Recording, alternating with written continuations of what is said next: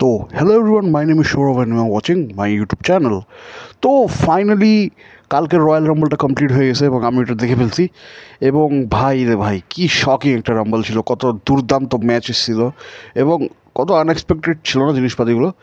আর finally যে Uso royal রাম্বলটা জিতে গেছে এবং এটা অনেক আনএক্সপেক্টেড একটা জিনিস ছিল, কারণ সবাই ভাবতেছিল কি জন সিনা জিতবে অথবা রোমান রেন্স জিতবে অথবা হয়তো সিএম পাঙ্ক অথবা জেস রলিন্সের মধ্যে, মানে এই চারজনের মধ্যে যে কোনো একজন জিততে পারতো এই রয়্যাল রাম্বল।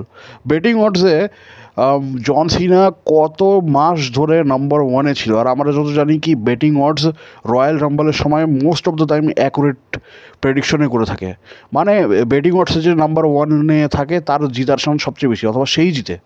তো এটাই কথাটা, কিন্তু এইবার ওটা হইল না। এবার যে উসো জিতলো এবং আমার এখানে কেমন ওপিনিয়ন আমি বলবো কি আনএক্সপেক্টেড ছিল, এবং আমি পার্সোনালি চাচ্ছিলাম কি জন সিনা জিতুক এবং অনেক ফ্যান্সই এরকম চাচ্ছিল।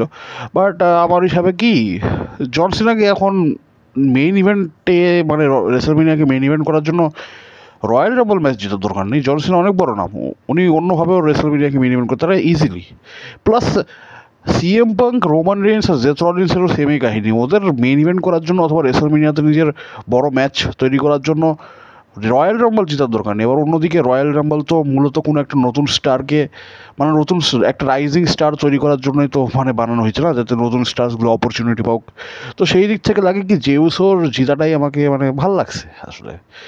এখন এখানে আমি কি বলবো আর, সত্যি বলতে গেলে ইন্টারনেটের ফ্যান্সগুলো নিজের স্টার্সগুলোকে নিয়ে একটু বেশি পজিটিভ, তো এই কারণে জেউসকে একটু হেড দেওয়া হচ্ছে।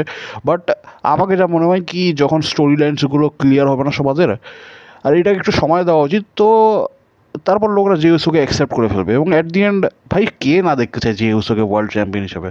মানে খালি ভাবুন, জেউসো ওয়ার্ল্ড চ্যাম্পিয়ন, দেখতে কত ভালো লাগবে না? তো ওইটাই, এখন দেখি কী হয়। বাট আমাকে যা মনে হয় যে উসো গত এক বছর ধরে যা যা করতেছে, ওর মার্চেন্ডাইজ যে লেভেলে সেল হচ্ছে, আমাকে মনে হয় না কি বিজনেস ওয়াইজ এটা কোনো একটা ভুল ডিসিশন। বাট ফ্যান্সদের তো বুঝে পাচ্ছেন না, ফ্যান্সরা তো জন সিনাকেই দেখছে, লেস গো সিনা। বাট আমার যা মনে হয় জন সিনা এলিমিনেশন চেম্বারটা জিতবে, তখন তারপর যায় কোডি রোডসকে রেসলমেনিয়াতে ফেস অফ করবে আনডিসপুটেড চ্যাম্পিয়নশিপের জন্য, আর ওখানে হয়তো কোডি রোডসকে হারাই দিবে। হ্যাঁ, ও হারাই দিবে কোডি রোডসকে।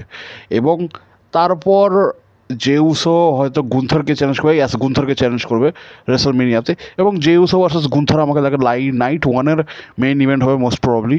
তো এটাই, এখন দেখি ভাই কী হয়। ভবিষ্যৎ তো ভাই এখন অনেক আনএক্সপেক্টেড হয়ে গেছে, আনপ্রেডিক্টেড হয়ে গেছে। কি আমরা 6 মাস আগে আমরা কী ভাবতেছিলাম কি হয়তো রোমান ভার্সেস রক হবে, Roman versus Cody versus Rock হবে, অথবা র্যান্ডি ভার্সেস গুন্থার হবে অথবা sorry Randy versus Gunther, Randy versus Cena হবে। বাট এখন জিনিসগুলো একবারে উল্টায় পাল্টাই গেছে। কারণ এখন দেখেন যে উসো ভার্সেস গুন্থার, মানে এই রয়্যাল নাম্বারের আগে কেউ জীবনে ভাবছিল কি এই দুজনের ম্যাচ কখনো রেসলমেনিয়াকে মেইন ইভেন্ট করতে পারে? বাট এখন তো করতে যাচ্ছে রেসলমেনিয়াকে মেইন ইভেন্ট। আবার অন্যদিকে দেখেন সিনা ভার্সেস কোডি, এখন এই ম্যাচটা এরকম না যে আনএক্সপেক্টেড ছিল, এই ম্যাচটারও হওয়ার অনেক ভালো চান্স ছিল, কারণ জন সিনা তো ভাই বোঝাচ্ছে না একটা রিটার্নিং স্টার, এবং কোডি রোডস রাইজিং স্টার, তো দুজনের ফেস অফ তো এক না এক সময় হইতে হইতো।